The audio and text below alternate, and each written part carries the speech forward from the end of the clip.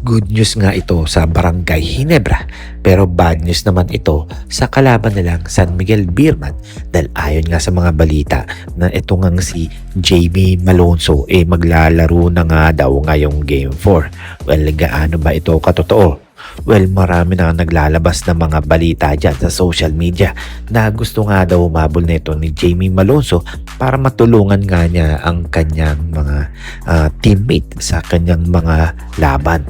Well, isang panalo na lang at kaya na nilang umangat sa finals.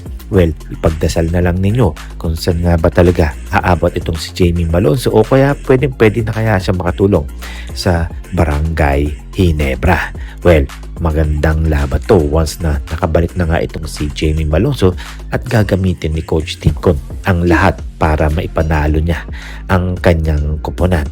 Well, good luck na lang sa'yo, Jamie Malonzo, sa laban mamayang gabi. At syempre, good luck na sa'yo, Jamie Malonzo, dahil nga alam kong mananalo at mananalo pa rin ang Barangay Ginebra. Well, dumako naman tayo dito kay Troy Rosario. Well, sumasakit na siguro ang ulo neto ni Troy Rosario dahil nga sa mga nangyayari sa kanya na maraming nagbibigay ng mga kontrata. Well, 1 milyon or 1.5 million nga ang pwedeng ibigay dito kay Troy Rosario para makapaglaro lang sa ibang koponan. Well, marami nga naglabas ng balita na si Rosario nga daw ino-offeran ng Converge. Well, alam naman natin ang Converge talagang mayaman at mapepera dito na kayang bumili ng mga player. Well, ano kaya ang pipiliin ni Troy Rosario?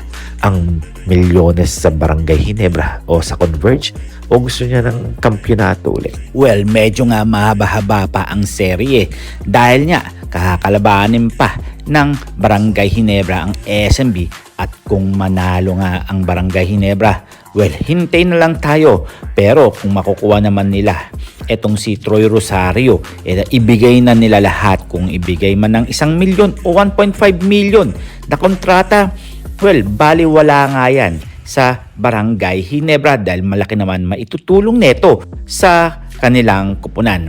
Well, good luck, Troy Rosario. Well, pag-usapan naman natin etong si Dwight Howard. Well, usap-usapan nga sa social media na si Dwight Howard nga maglalaro nga daw at pipirma na sa Converge. Well, mga pare ko gaano ba ito katotoo?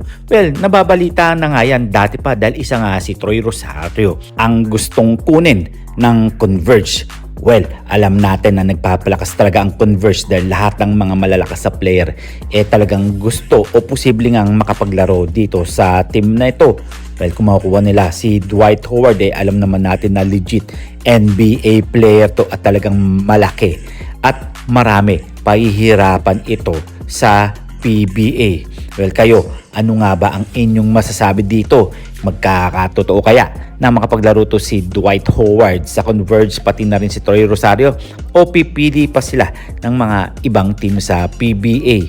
Well, good luck na nga lang din dito kay Dwight Howard pati na rin kay Troy Rosario kung ano man lang ang kanilang mapipili na team sa PBA. So see you for my next video, see you for my next vlog. God bless.